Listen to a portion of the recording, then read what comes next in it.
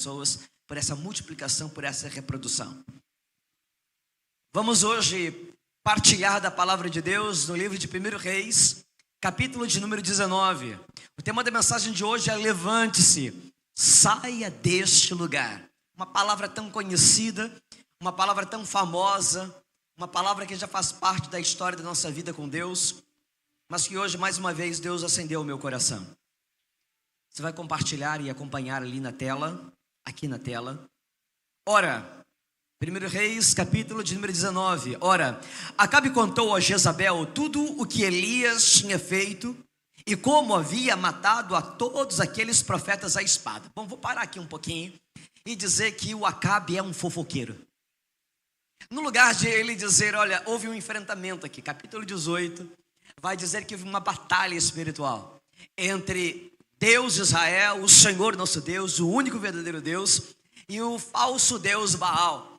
E os falsos profetas de Baal estão lá no monte, numa batalha travada, e o Elias, então, fazendo pouco caso deles, né? O Elias fazendo deboche, ele é debochado, dizendo, talvez o Deus de você esteja dormindo, talvez ele esteja viajando, mas acorda ele, chama ele, pede para voltar, para ajudar vocês aqui, para ver se ele responde.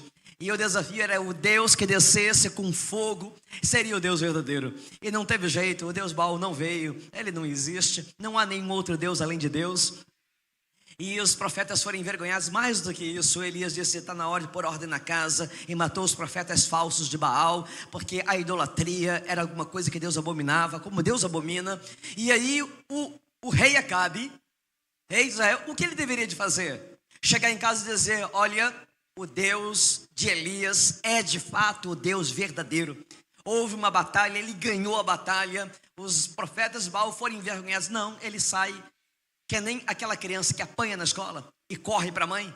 E aí a Jezabel recebe a notícia. E eu continuo a leitura do texto. Por isso, Jezabel mandou um mensageiro a Elias para dizer-lhe que os deuses, deuses com letra minúscula, que os deuses me castiguem com todo rigor, caso amanhã, nessa mesma hora, eu não faça com a sua vida, Elias, o que você fez com os profetas de Baal. Elias teve medo e fugiu para salvar a vida. Em Berseba de Judá, ele deixou o seu servo e entrou no deserto. Caminhando um dia, chegou ao pé de Giesta, sentou-se debaixo dele e orou, pedindo a morte. Já tive bastante, Senhor, tira a minha vida, não sou melhor do que os meus antepassados. Depois se deitou debaixo da árvore e dormiu. De repente, um anjo tocou nele e disse, levante-se e coma. Elias olhou ao redor ali, junto à sua cabeça, havia um pão assado sobre brasas quentes e um jarro de água. E ele comeu, bebeu, deitou-se de novo. O anjo do Senhor voltou, tocou nele e disse, levante-se, coma, pois a sua viagem será muito longa. Então ele se levantou, comeu e bebeu, fortalecido com aquela comida, viajou 40 dias, 40 noites, até que chegou a Horebe, o monte de Deus. Por essa palavra que o povo de Deus diga amém. E que Deus abençoe a sua boa e poderosa palavra, o seu coração, nessa noite mais uma vez. Bem, levante-se e saia deste lugar. Querido, um momento da sua vida, ou os momentos da sua vida não lhe definem. Diga comigo, o meu momento não me define. Nós passamos por fases na vida, nem toda fase é igual. Aliás, a fase que é boa, mas a fase boa também não te define. Mas principalmente, o que mais segura a gente, o que mais trava a gente, paralisa, o que mais confunde, são as fases difíceis da vida. Aquelas fases que às vezes inclusive se prolongam e a gente acha que não vai acabar. Mas as fases da vida também não nos definem. Há lugares por onde nós passamos e esses lugares não são os nossos lugares. O problema é você passar pelo lugar e achar que deve de ficar naquele lugar. E há situações traumáticas, há crises profundas que às vezes nos deixam assim, parados no tempo. E nós paramos na dor, paramos na angústia, paramos no sofrimento, paramos na desilusão e achamos que devemos ficar ali. Mas não, levante-se, saia deste lugar. O único lugar definitivo da sua vida se chama presença de Deus. Este lugar é um lugar que você deve ficar e permanecer. Permaneça na presença de Deus. Esteja na presença de Deus todos os dias. Habite na presença de Deus. Aquele que habita no esconderijo do Altíssimo, à sombra do Deus Todo-Poderoso, descansará. Então, querido, é para habitar, não é para dar uma passada lá não, querido, não é para se esconder, é para morar lá, é para viver lá, é para habitar na presença do Senhor. Aquele que habita no esconderijo do Altíssimo, à sombra do Deus Todo-Poderoso, descansará. Agora, querida, me impressiona demais, porque é impressionante. Uma análise que a gente faça do capítulo 18 de 1 Reis e capítulo 19 de 1 Reis. Que mudança incrível! E isso impressiona porque não é a história de um homem da Bíblia, não é a história de um profeta antigo, é a minha história, é a sua história, é a nossa história. As histórias da Bíblia estão ali apenas para representar a nossa história, para representar a nossa vida. Por isso que Deus deixou ali. Qual é a diferença? No capítulo 18 de 1 Reis, o profeta Elias é um homem destemido. Ele enfrenta a 450 profetas de Baal e Azera sozinho. Mas ele é debochado, como eu já falei para você, dos outros profetas. Os desafia, os vence. E sozinho ele os mata à espada. E ele sai de lá triunfante. Mas no capítulo 19... ele está com medo, ele está fugindo, ele está desiludido da vida. Mas há um contexto nisso. E eu vou melhorar um pouco mais a sua compreensão. Jezabel, ela casa com o rei Acabe. Mas não é um casamento assim, estou apaixonada pelo Acabe. Não, é um casamento arranjado. É um casamento político. É uma aliança, um acordo de paz celebrado entre dois reinos por uma questão apenas de conveniência. E aí ela vai, então, para o reino de Israel, levando com ela os seus deuses quando ela se torna rainha. Os profetas de Baal representam para Jezabel agora um vínculo, representam uma conexão entre a sua cultura, entre o seu povo e a sua religião. E quando Elias, ele mata os profetas de Baal, ele está mexendo com esse contexto de um sentimento de Jezabel, que não se sentia amada e não amava ao rei Acabe. E ela está lá numa terra que não é sua, numa religião que não é a sua, num casamento onde não havia amor. E o que consolava ela então era nutrir essa conexão com a sua religiosidade, com a sua religião. E quando o Elias ele entra, ele estraga tudo para Jezabel e interrompe esse vínculo. Mas a Jezabel não era fácil, era uma mulher atribulada, era uma mulher conturbada, era uma mulher difícil. Ela é um ícone na Bíblia, é uma representação do mal, de alguém que de fato perverte, de alguém que traz idolatria, de alguém que traz pecado, de alianças, de corrupção. Então a Jezabel está num processo da ira de Deus e do tratamento de Deus, juntamente com Baal. Mas o que desestabiliza esse homem chamado Elias, o profeta de Deus, o grande profeta Elias, o maior profeta da história de Israel, foi uma ameaça feita por essa mulher chamada Jezabel. O problema da ameaça, querida, é que as ameaças elas tomam proporções muito grandes, fora da realidade, porque as ameaças mexem com a imaginação. É uma ameaça. É só uma ameaça, não há nenhum contato. A Jezabel não está diante do Elias. O Elias nunca viu a Jezabel ali, depois daquele momento. Eles não se encontram, não existe um exército perseguindo Elias. Não há nenhum registro de uma caçada, só uma palavra, só uma ameaça, só uma mensagem que desestabiliza completamente. Mas o Elias ele começa a ficar perturbado nas suas ideias, começa a imaginar coisa. Começa a concretizar uma imagem, uma imaginação, e ele se desestabiliza. E essa é uma pergunta para você levar para a sua célula dessa semana. Você se sente ameaçado por alguma coisa? Existe dentro de você, no seu coração, algum sentimento de ameaça? Porque as ameaças, elas não vêm apenas de fora. Todos nós entendemos que vivemos neste mundo, e neste mundo existem ameaças lá fora, o tempo todo. Segurança, insegurança, violência, tantas coisas que podem tomar proporções de ameaça. A ameaça de desemprego, seja lá o que for. Mas há muitas ameaças que não são externas, são internas.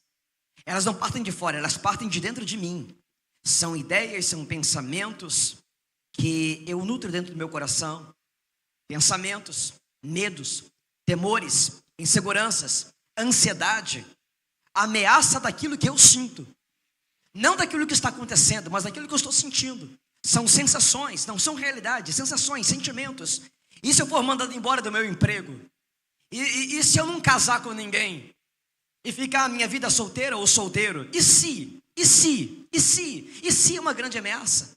Nós somos ameaçados por esse sentimento, por essa ideia, esse pensamento. E se a possibilidade de uma ameaça deixa agora um homem forte, sem forças para se levantar do chão, sem forças para andar, sem forças para viver, desistindo de viver. O Elias do capítulo 18, ele orou e caiu fogo do céu. O Elias do capítulo 19, ele cai no chão do deserto, dizendo, desisto de viver. Elias, versículo 3, vai dizer do capítulo 19, teve medo. Medo, você sabe o que é isso? Você sabe o que é sentir medo? Alguém aqui na vida já sentiu medo? Quem nunca sentiu medo? Todos nós, o tempo todo, precisamos lidar com medo. Nem sempre medo é uma coisa ruim. Às vezes é bom ter medo, para que a gente tenha um sentimento, um senso de preservação. É por isso que Deus estabeleceu esse sentimento entre nós. Mas quando ele sai do limite, quando ele sai do controle, ele me paralisa, e isso é mal. Elias teve medo e fugiu para salvar a sua vida. Em Berseba de Judá, ele deixou o seu servo. E aí então começam algumas reverberações, algumas consequências de um estado de crise. Começa a aparecer e aflorar alguns resultados de um estado do meu espírito. Quando eu estou em crise, quando eu estou perturbado, quando eu estou com medo, Elias dispensa o seu ajudante, uma pessoa que estava do seu lado para o ofício profético, para o exercício do ministério. E o que está acontecendo aqui? Ele está abrindo mão, ele está rompendo, é um rompimento de um relacionamento. Por causa do quê? De uma pressão, a pressão de um momento da sua vida. Ele tem uma história ao lado de uma pessoa. Alguém que está fielmente andando com ele. Lá na frente, Deus vai levantar outro ajudante, chamado Eliseu, para compor a perda desse servo. De tão importante que era ele ter ao seu lado um auxiliar. Mas ele rompe um relacionamento por causa de uma pressão. Quantas coisas nós abrimos mão na vida, quantos rompimentos, quantas rupturas, quantos projetos abandonados, quantas pessoas deixadas de lado em nossa história, por causa da pressão de um momento. É que você que lutou por algo durante tanto tempo, você que talvez economizou dinheiro para comprar uma determinada coisa, porque você tinha um projeto, um sonho, uma idealização, e de repente alguma coisa aconteceu, você se desiludiu, você desanimou, e aquilo que você custou tanto para você, não foi só dinheiro, custou a sua vida, o seu tempo, a sua dedicação, e de repente você pega e vende a troco de nada, porque você desistiu, você desiludiu. Veja a implicação, o poder que isso tem quando nós somos afetados, e de repente você vai se desligando também de relacionamentos. Existem rupturas que acontecem dentro de nós, na nossa alma, que levam a rupturas, a relacionamentos. Existem momentos de pressão que passamos na vida, que nos levam a desativar amizades, a desativar comunhão, a desativar projetos da nossa vida, há sonhos da nossa vida que são abandonados, deixados de lado, coisas que ontem faziam parte do meu desejo, da minha convicção, do meu querer, e que hoje simplesmente, porque eu me desiludi, porque eu me enfraqueci, eu estou deprimido, eu abro mão e eu desisto disso. Como que alguém outro dia estava ministrando no fogo e agora está isolado no deserto, porque Isso se chama humanidade. E eu tenho todo um cuidado quando eu estou falando de um personagem da Bíblia, já que eles nos representam, de não ter um estado de juízo, de não estabelecer sobre pessoas que estão aqui da Bíblia, que aliás nem podem se explicar, não podem se defender, não podem dizer o porquê fizeram aquilo, dentro dos seus corações, o que passava neles. E então é tão simples para mim agora daqui começar a criticá-los. Não, queridos, eu quero entender que tudo se explica pelo sentimento de humanidade. Mas há uma coisa linda aqui. O Elias, ele está vivendo um tempo complicado, um tempo difícil, mas ele não perdeu o valor de quem ele é. Quando você passa por um momento difícil na sua vida, você não perde o valor de quem você é. Você ainda é a mesma pessoa de antes, mesmo que você já não esteja mais no mesmo lugar de antes, mesmo que você não esteja mais na mesma posição de antes, mesmo que você não esteja mais com o mesmo vigor de antes, com as mesmas condições de antes, com os mesmos sentimentos de antes, você ainda é a mesma pessoa. Elias não deixa de ser quem ele era, apesar de nem se parecer com quem ele já tinha sido. No capítulo anterior, 18, ninguém perde o seu valor por um momento de fraqueza. Momentos não nos definem. Circunstâncias da vida não nos definem. Você não é esse momento que você está vivendo. Você não é isso aí. Você sabe quem você é. Principalmente você sabe quem você é quando você está no trilho de Deus, na direção de Deus, no governo de Deus. Mas em algum momento há uma vulnerabilidade. E a vulnerabilidade desestabiliza. Todos nós temos pontos vulneráveis em nossa vida. Todos nós vivemos rupturas na vida. Todos nós ficamos desestabilizados na vida. Mas você sabe quem você é. Você tem uma história. Você tem uma essência. Há um plano de Deus soberano sobre a sua vida, a despeito do seu tempo de vulnerabilidade. Qual é o seu ponto vulnerável? Qual é a sua área de ruptura? Às vezes nós escondemos isso das pessoas, mas eles existem. O versículo de número 4 vai dizer que ele chegou ao pé de uma giesta, outra versão, de um zimbro, se assentou ali debaixo e orou. E olha a oração que ele faz. É uma oração que eu não recomendaria você fazer. E ele pede a morte. Ele está orando, está falando com Deus, está pedindo a morte. Já tive bastante, Senhor. Tira a minha vida.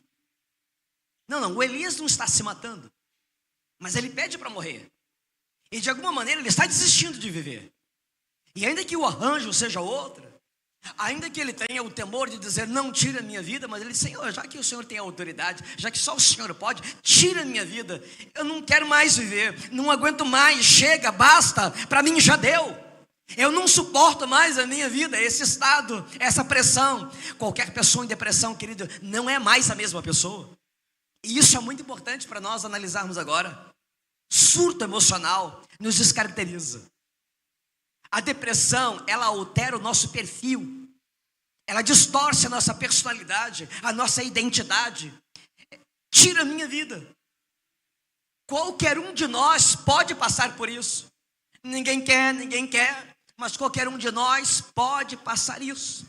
Só quem passa por isso sabe o tamanho da dor, da angústia tão profunda ao ponto de dizer, perdi o gosto da vida, perdi a satisfação de viver, não tenho mais força para viver. A dor é tão grande que eu queria que Deus apertasse o meu botão e me desligasse, me desconectasse para que isso tudo acabasse. Humanidade. Ninguém deixa de ser o que é por causa de uma fase estranha, por causa de um tempo conturbado da vida. O valor está lá. É o mesmo profeta, é a mesma pessoa, sou eu, sou você, somos nós. Que lugar é esse que Elias está? É o lugar da desistência. Lugar que nós conhecemos muito bem. Todo mundo na vida já passou por esse lugar ou vai passar por ele. Prepare-se para isso, seja maduro. Sabe o que é mais dramático, irmãos? É que Elias acaba de viver um momento triunfal histórico. O Elias, ele entrou para a história agora. Ele se torna, irmãos, a referência do poder de Deus. A experiência que ele vive no capítulo 18, enfrentando os profetas de Baal e vencendo, foi tão grande, tão poderosa, que ao final do confronto, até quem estava acreditando no Baal desistiu de acreditar no Baal e começou a declarar a Deus: só o Senhor é Deus, só o Senhor é Deus. Por quê? Por causa da fé desse homem, da atitude desse homem. Que experiência, uma referência de poder.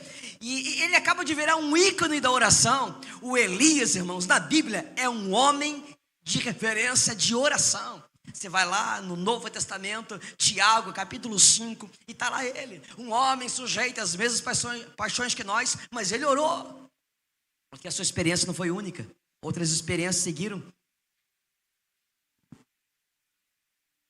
E é nesse momento, especialmente, que o Elias se transforma no profeta do fogo, quando ele clama ao Senhor, e os céus se abrem, e há fogo caindo do céu, para revelar a Deus. Ele é o profeta do fogo, mas a sua chama está apagando. A sua chama está apagando no capítulo 19. Irmãos, nós somos assim. Nós somos uma confusão. Nós somos contraditórios, nós somos estranhos. Nós somos esquisitos. Nós somos indecisos. Eu vou falar uma coisa aqui, que talvez você nunca viveu na vida. Mas você vai para a igreja, deu hora de ir para a igreja. Aí você diz: eu vou me arrumar. Aí você abre o guarda-roupa e diz assim: não sei o que eu vou vestir hoje. Aí você procura um vestido, procura uma roupa, uma outra roupa, e diz assim. Aí daqui a pouco você entra numa crise profunda, existencial, e diz assim: eu não tenho roupa para ir para a igreja hoje. Aí você chega para o seu marido e diz assim: eu não vou porque não tenho roupa para ir para a igreja. Aí você põe uma roupa, você está pronta. Daqui a pouco você volta, é outra roupa. Daqui a pouco é outra roupa. Eu não sei se algum marido já viu essa cena na vida. Eu não sei se alguma mulher aqui já viveu isso na vida. Mas pode acontecer. Nós somos indecisos para escolher uma roupa para ir para a igreja, que dirá para permanecer dentro de uma igreja. Há tanta coisa que mexe com a gente, com os nossos sentimentos, com as nossas emoções, que fazem para a gente: eu vou sair da igreja, eu não vou mais para a igreja, eu vou parar de ir para a igreja. Quantas coisas mexem com a nossa estrutura. É normal, irmãos, é da vida. Nós exageramos as coisas que nós sentimos e está tudo bem, é normal. É normal da nossa humanidade. Somos capazes de abrir mão de um projeto. Somos capazes de abrir mão de uma história de vida por causa de um momento de vulnerabilidade. Você não é um momento. Você não é uma fase. Há momentos em que nós queremos desistir porque algo aconteceu. Querido, sempre acontece alguma coisa. Sempre vai acontecer alguma coisa. E aconteceu para Elias. O que aconteceu? Uma ameaça. Uma palavra. Uma mensagem. Uma ameaça. Está desestabilizando quem? Um ícone da fé. Um homem que é um ícone da fé, é um símbolo da fé na Bíblia, agora não está mais acreditando. Por que seria diferente comigo, com você? Se esse homem é uma referência da oração, se ele é uma referência do poder de Deus, se ele é o profeta do fogo, se ele é uma expressão da fé, e ele está abalado, ele está desestabilizado, ele está afetado, ele está deprimido. Se aconteceu com ele, por que não aconteceria comigo? É normal acontecer, e acontece. A fé, irmãos, não é um sentimento. A fé é uma convicção. Porque, irmãos, os sentimentos, eles são voláteis, os sentimentos são flexíveis, eles mudam o tempo todo. Sentimentos mudam, mas a convicção permanece. Sentimento muda com as circunstâncias, mas a fé se sustenta em toda e qualquer circunstância.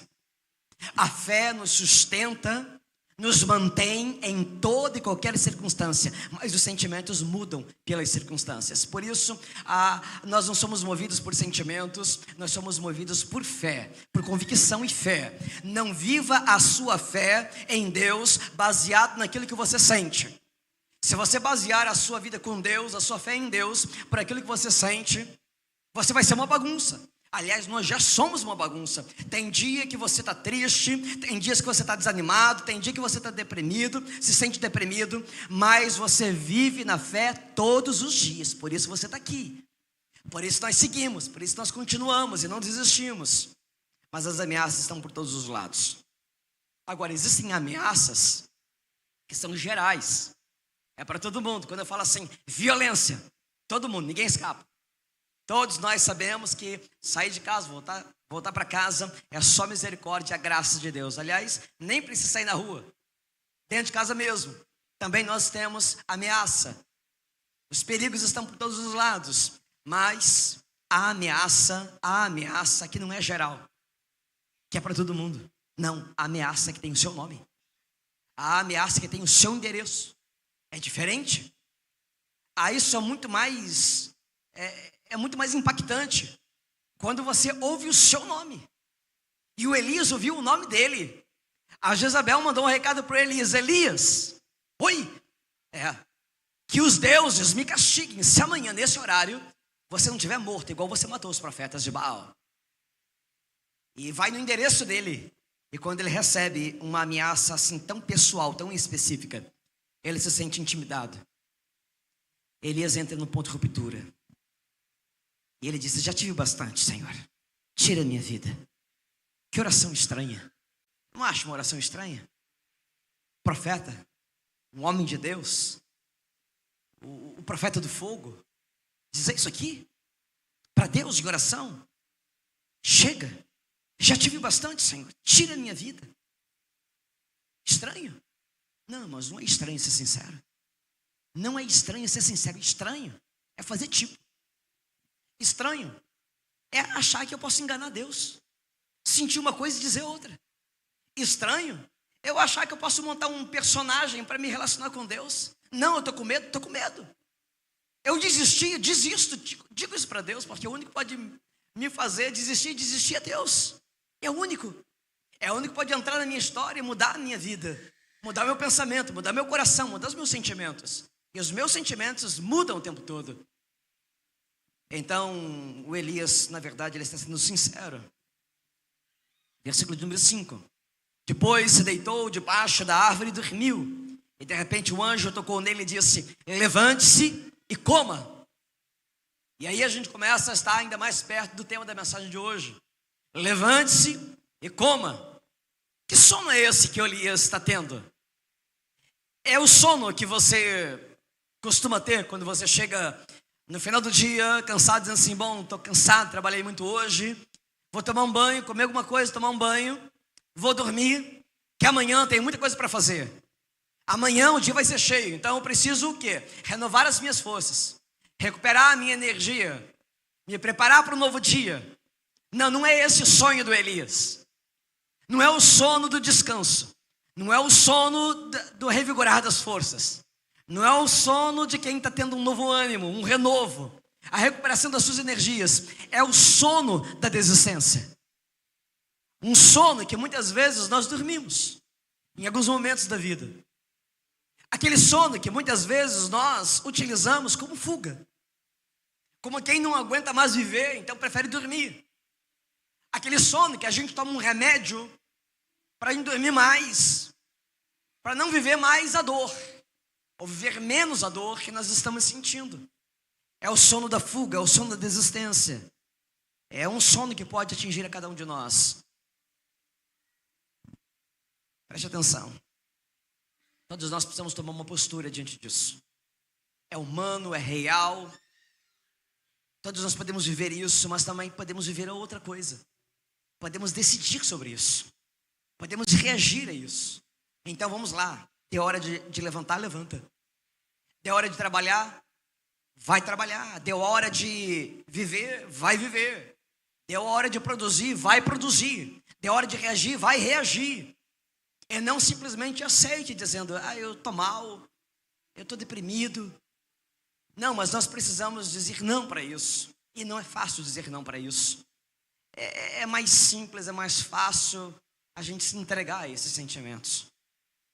Esse é o sentimento natural, da entrega, da desistência. Mas agora Deus está dizendo: levante-se, saia desse lugar, Saia desse lugar onde você está. Abra a janela. Deixa o sol entrar, deixa a vida entrar. Irmão, sol é vida. Sol é vitamina. Sol é energia, sol é força. Sol, na verdade, é um anúncio. É uma mensagem proclamada de Deus para você todos os dias, dizendo: uma nova oportunidade de viver está surgindo para você.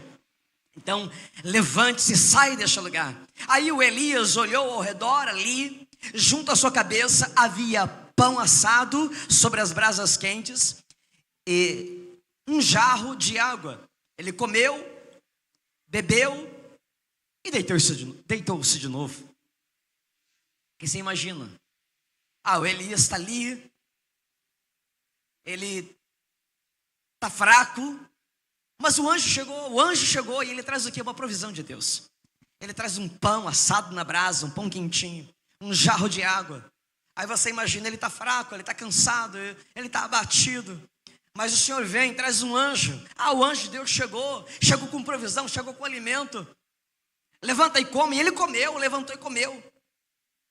Mas deitou-se de novo. Você acha que o anjo acordou? Alimentou ao Elias para ele voltar a dormir no mesmo lugar, para ele voltar para a mesma posição, para a mesma situação? Está de brincadeira, Elias? Sabe, você vem para a igreja, recebe de Deus alimento, provisão, ânimo, força, motivação, fé. Deus fala com você, Deus te supre. E você acha que Deus te traz alimento, provisão para você voltar para o mesmo lugar, para a mesma posição, para viver a mesma coisa? Não, é para uma mudança. Mas Deus sabe que às vezes um alimento só, um pão só, não vai ser suficiente. Então ele vai voltar. O anjo do Senhor voltou, tocou nele e disse: levante-se e coma, pois a sua viagem será muito longa. Se você não entendeu, no primeiro verso, ele dá o pão, ele come e volta a dormir. O anjo vai lá e acorda. Acorda. Levanta e come. Mas você precisa reagir, se levantar e andar. E olha, a viagem será muito longa. Ou seja, junto com o pão, junto com a água, chega uma mensagem, uma palavra: Elias, você desistiu de viver, desistiu do seu ministério, mas não acabou. A sua caminhada ainda é muito grande, a sua caminhada ainda será muito longa. O que Deus está anunciando para ele é: não terminou, tem vida ainda para você, ainda tem caminho para você trilhar, ainda tem chão para você viver. Não é comer para se levantar, é se levantar para comer. Diga comigo: não é comer para se levantar, diga, é se levantar para comer. Pastor, que diferença? Estou confuso isso. Não é tão simples de entender. Deus está dizendo: eu não preciso te dar comida para você se levantar. É você que tem que se levantar para comer. Deus está dizendo: Elias, eu sei quem você é. Sei da sua luta, sei da sua dor, sei da sua angústia, sei do seu medo, sei da sua humanidade, mas eu sei o que eu gerei dentro de você, eu sei o que eu plantei dentro de você, eu sei o que você carrega, eu sei quem você é. Não é comer para se levantar, é se levantar para comer. Ou seja, a força que ainda resta em você é suficiente. Elias, se levante, saia desse lugar. Está triste? Levante. Está abatido? Levante. Ninguém vai te levantar, Elias. Meu irmão, minha irmã, ninguém vai te levantar. O anjo não vai vir a você para te erguer, mas ele vai te dar provisão para você se levantar, para você comer, para você continuar a sua história, a sua vida, a sua jornada, a sua caminhada. Deus está dizendo: eu tenho forças dentro de você que eu gerei, que eu plantei, eu sei o que eu te dei. Levanta com o que você tem e vamos andar, vamos viver. Pão e água são provisões de Deus para nos fazer andar, para nos fazer caminhar, mas para ficar de pé, para comer, para reagir, Ele sabe que você já tem o suficiente. Então levanta e sai deste lugar. Porque levantar e ficar de pé, irmãos, é uma atitude diante da vida. É uma atitude diante da ameaça. É uma atitude diante das crises. Levantar e ficar de pé é uma reação diante da vida. Levantar e sair deste lugar significa: eu estou mudando a minha postura. Eu estou mudando a minha atitude. Eu estou mudando a minha maneira de reagir. Levante-se. Deus não tem pena de você. Às vezes nós estamos na presença de Deus orando, chorando, na presença do Senhor, achando: quem sabe eu vou deixar Deus com pena de mim. A gente vem para a igreja e quer que as pessoas tenham pena de nós. Contamos as nossas histórias e queremos que as pessoas compadeçam. Mas Deus não tem pena de você. Por quê? Porque Ele sabe que Ele já te deu. E Ele está dizendo: eu sei que eu te dei. Eu te dei o meu filho. Eu te dei o meu filho. Você é amado. Você é o meu escolhido. Você é o meu eleito. Você vale a vida do meu filho. Você é grande em significado para mim. Então eu sei que eu te dei a provisão através do meu filho. O seu sangue foi derramado por você. Você não é qualquer coisa. Você é de grande valor. Então se levante, porque eu sei que eu já te dei, porque fui eu que te dei. Eu sei que você tem, porque fui eu que te dei. Agora, por mais fraco que você esteja, você não é fraco. Diga: eu vou me levantar.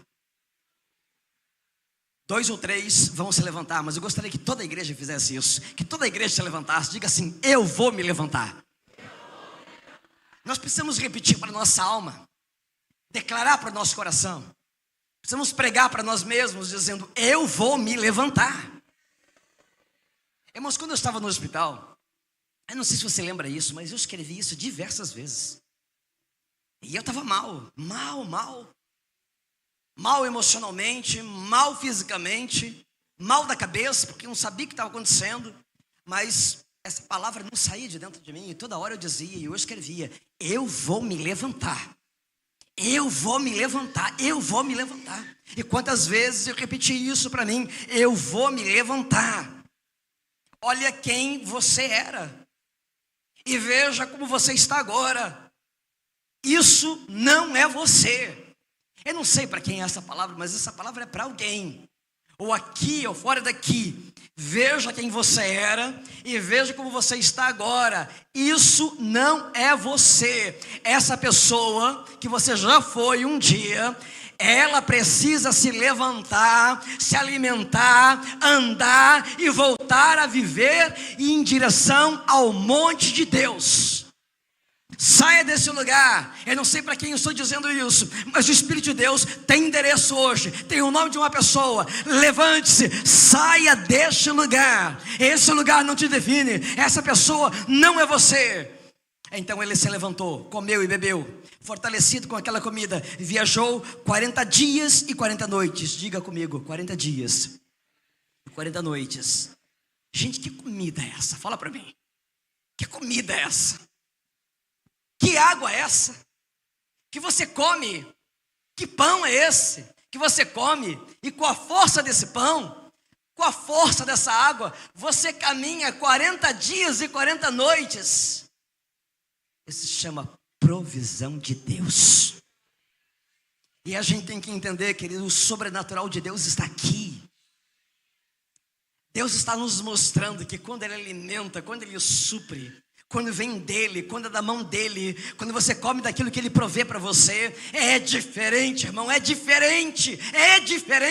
Não é a comida que você come da sua panela, não, é aquilo que Deus dá do céu para sustentar a sua vida, para te pôr de pé, para te levantar. Então Deus está te dando agora uma direção. E chegou ao Horebe, o monte de Deus. Levanta, come, porque você vai longe. Elias, levanta e come, porque a caminhada é longa, você vai longe. Ali ele entrou numa caverna. Eu estava tão animado, porque ele andou 40 dias, 40 noites. Foi para o Horebe, já está dando tudo certo.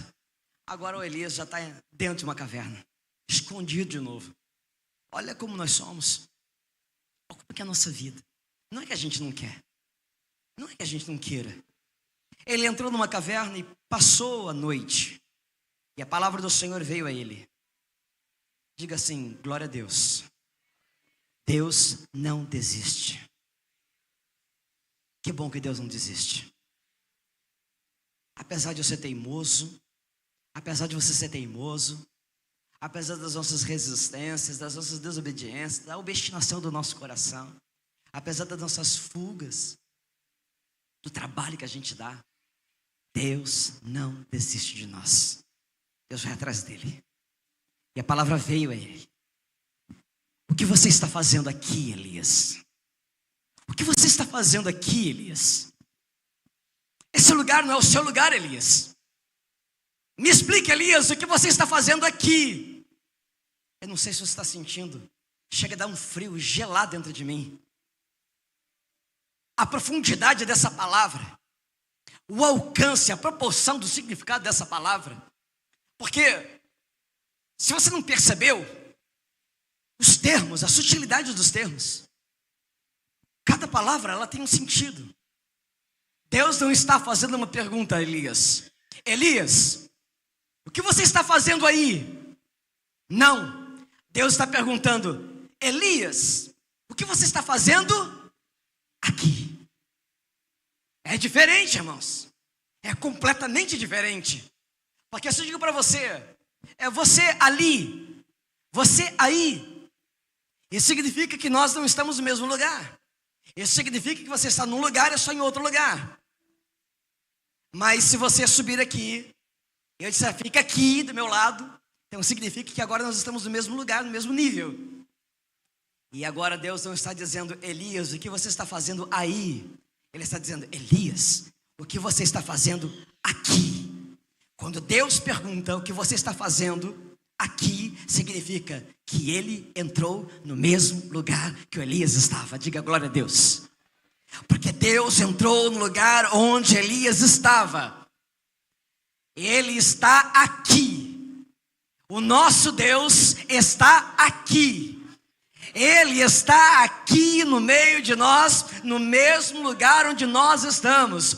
Seja lá onde você tenha se enfiado, seja lá onde você entrou, aonde você queira ir, não há lugar aonde Deus não possa entrar para tirar você daí. Ele não vai ficar aí, mas Ele vai aonde você estiver, como disse a seu profeta.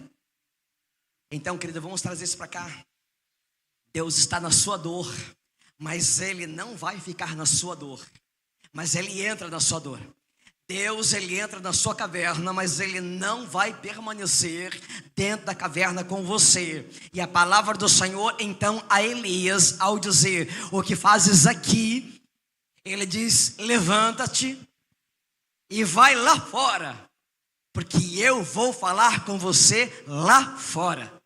Esse ambiente que você escolheu é um ambiente de desistência, e eu não estou na desistência. Esse lugar que você está é o lugar da fuga, e eu não estou nas fugas. O lugar que você está é o lugar do abandono da sua carreira, do seu ministério, é de quem já desistiu de viver, e eu não vou estar nisso. Eu entro nisso para te tirar disso. Vamos conversar lá fora, porque aqui dentro, nesse ambiente eu não estarei com você, mas eu te chamo para fora dele. Não é aí, é aqui. Irmão, só tem um aqui que tem a autoridade de entrar no seu quarto à noite. Só tem um aqui que tem a autoridade de entrar nas suas culpas. Só tem um aqui que tem a autoridade de entrar nos seus segredos, nos seus sentimentos de dor. Só tem um aqui que tem a autoridade de entrar nas suas angústias, nos seus traumas, nas suas frustrações, nas suas decepções. Só tem um aqui que tem a autoridade de entrar nos lugares escuros, nos porões da sua alma e perguntar a você: o que você está fazendo aqui? Porque o terapeuta, ele quer te ajudar, mas ele fica na porta da caverna dizendo: sai daí.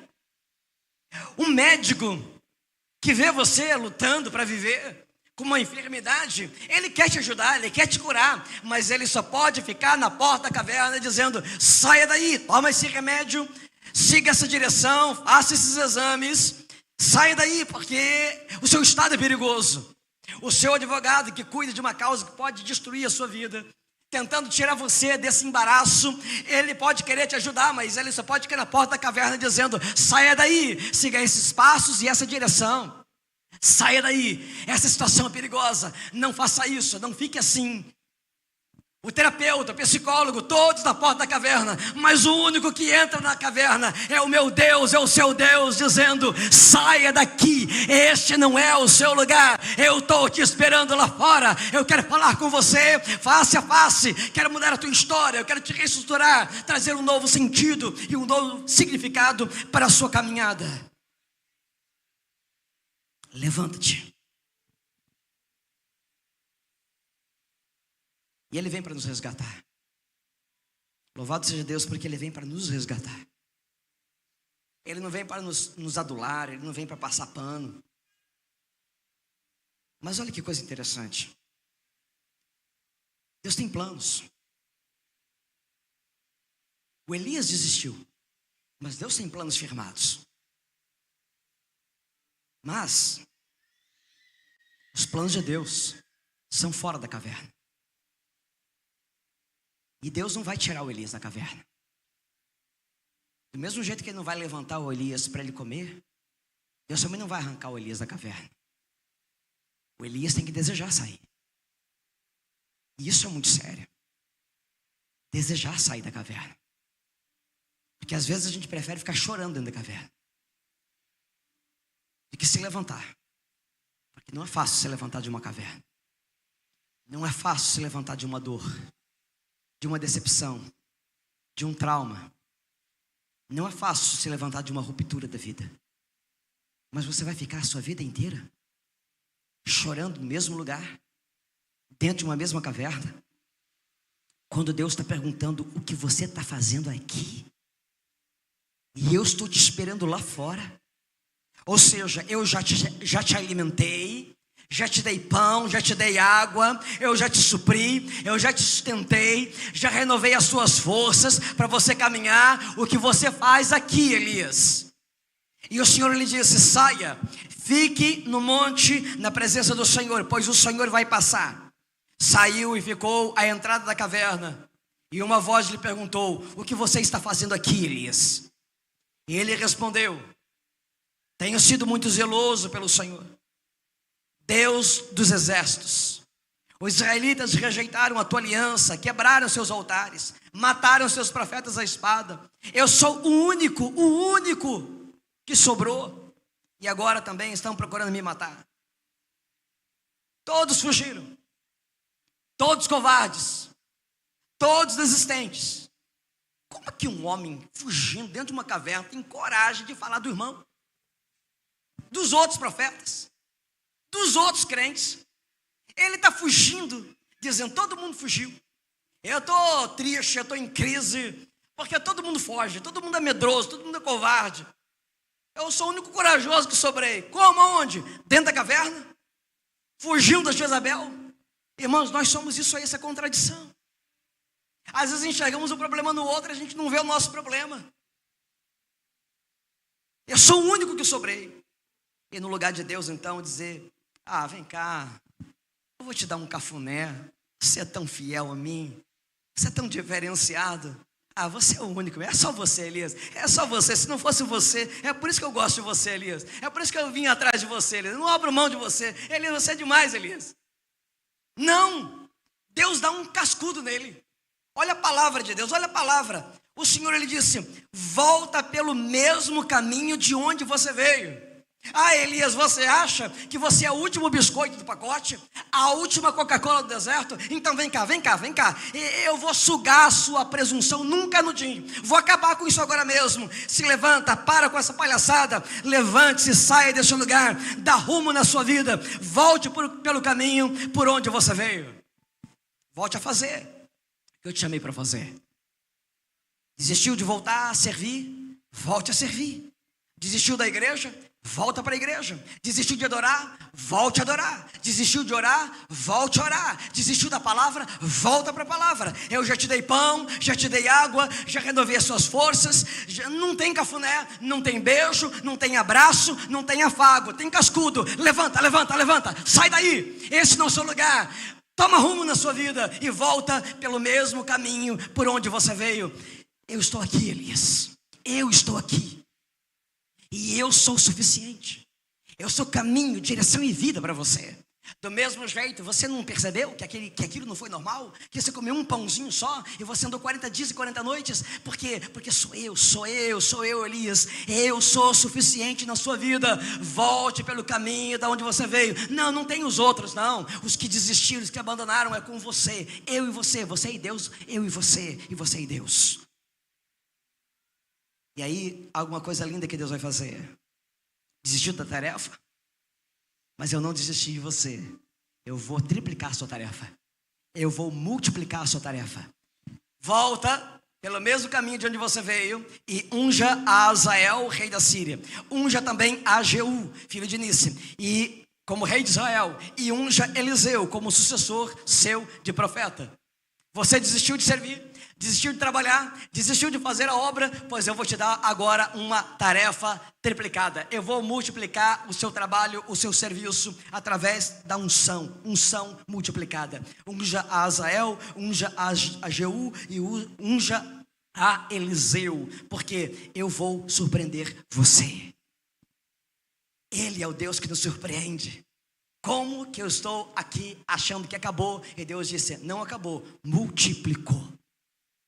Quando você chama algo de fim, eu chamo de novo começo para a sua vida. Volta pelo caminho de onde você veio. Volta a servir, volta a se dedicar, porque eu estou a ponto de multiplicar a sua vida. E você acha que eu te deixei sozinho? Você acha que você é o único que sobrou? Então, escute o boletim atualizado. No entanto, eu fez sobrar 7.000 em Israel, todos aqueles cujos joelhos não se inclinaram diante de Baal, e todos aqueles cujas bocas nunca o beijaram. Deus sempre tem um plano. Deus sempre surpreende. Deus sempre tem recursos.